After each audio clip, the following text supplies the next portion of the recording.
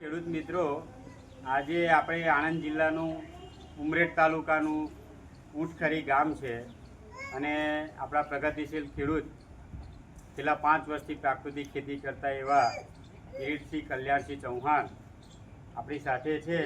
આ એમના પપ્પા પણ છે અને સાથે આપણા ગામના વડીલ ખેડૂતો પણ છે.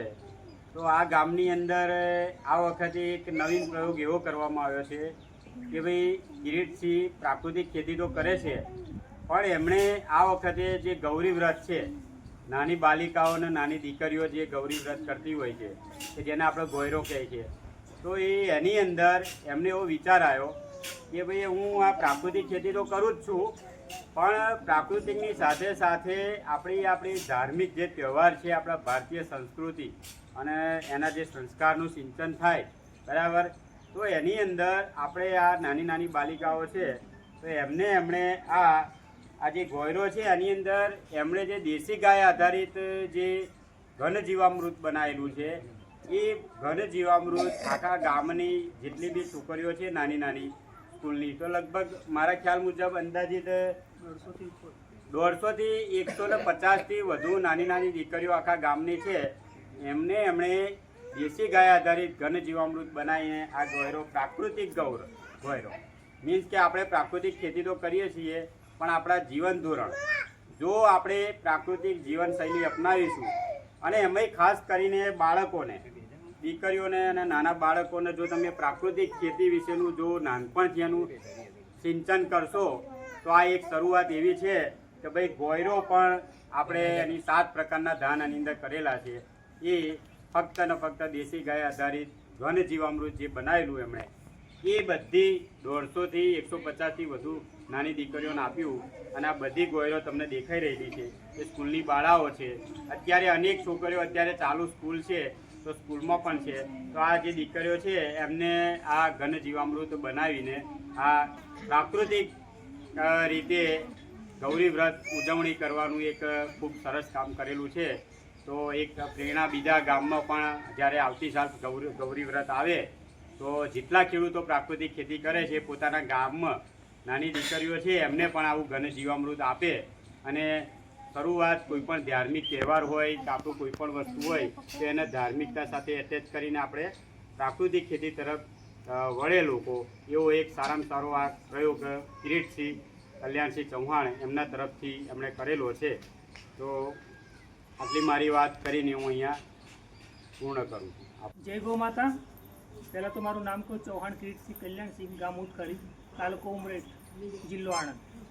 તો છેલ્લા 5 વર્ષથી હું પ્રાકૃતિક ખેતી કરી રહ્યો છું, પણ આ ઘન જીવામૃત જે આ બાલિકાઓને જે મેં છેલ્લા 3 વર્ષથી મેં આપેલું એ પૂરતું મારા ફર્યા પૂરતું જ હું આપતેલો, પણ આ વર્ષ મને એક એવો વિચાર આવ્યો કે હું સ્કૂલમાં જઈને જો આંગણવાડીમાં અને સ્કૂલમાં જઈને મેં જ્યારે શાળા પ્રવેશોત્સવ હતો તે દિવસે હું જઈને કહેલો અને તે બી ઘન જીવામૃત હું કહીને આવેલું.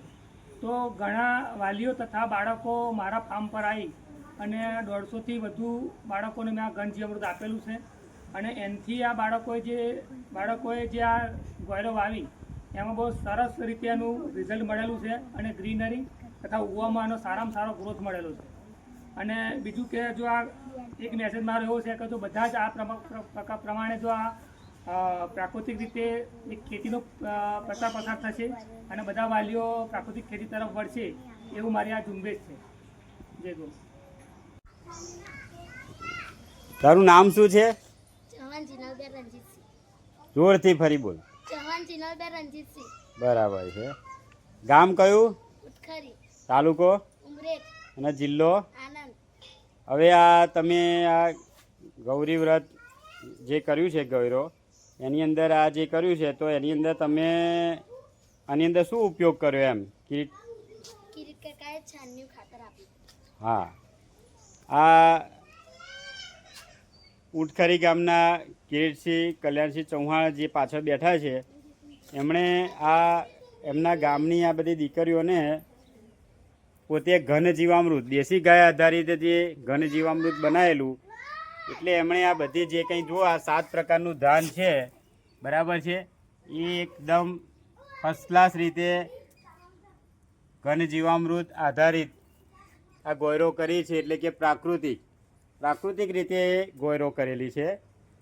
જનરલી ઘણી જગ્યાએ શું છે કે ગોયરોની અંદર પણ લોકો કેમિકલ ખાતરને બધું વાપરતા હોય છે ઉગાડવા માટે, પણ આ એક અનોખો પ્રયોગ કર્યો છે કે એની અંદર ફક્ત ને ફક્ત દેશી ભારતીય નસ્લની દેશી ગાય આધારિત કે આપણો જે પવિત્ર તહેવાર છે ગૌરી વ્રત, તો એને પણ એમણે પ્રાકૃતિક જીવનશૈલીમાં અપનાવીને પ્રાકૃતિક ખેતી તો કરે છે પણ જોડે જોડે પ્રાકૃતિક જીવન ધોરણ શૈલી અપનાવીએ અને આપણા ધાર્મિક તહેવારને પણ પ્રાકૃતિક સાથે જોડીને આ ગૌરી વ્રત નિમિત્તે એમણે ઘનજીવામૃત ગામની લગભગ 150થી વધુ દીકરીઓને નિઃશુલ્ક આપેલું છે અને એક એવો મેસેજ કરેલો છે કે ભાઈ આવતી વખતે આપણે જ્યારે ગૌરી વ્રત કોઈ બી કરે તો આવી રીતે દરેક ગામની અંદર જે ખેડૂતો પ્રાકૃતિક ખેતી કરતા હોય એમણે ખરેખર પોતાના ગામમાં, ધારો કે આ ગૌરી વ્રત છે, એવી રીતે નવરાત્રિ છે કે કોઈ પણ તહેવાર હોય તો એને પ્રાકૃતિક રીતે કઈ રીતે આપણે એને જોડવો અને આપણા સંસ્કારને સિંચનનું કઈ રીતે કરવું,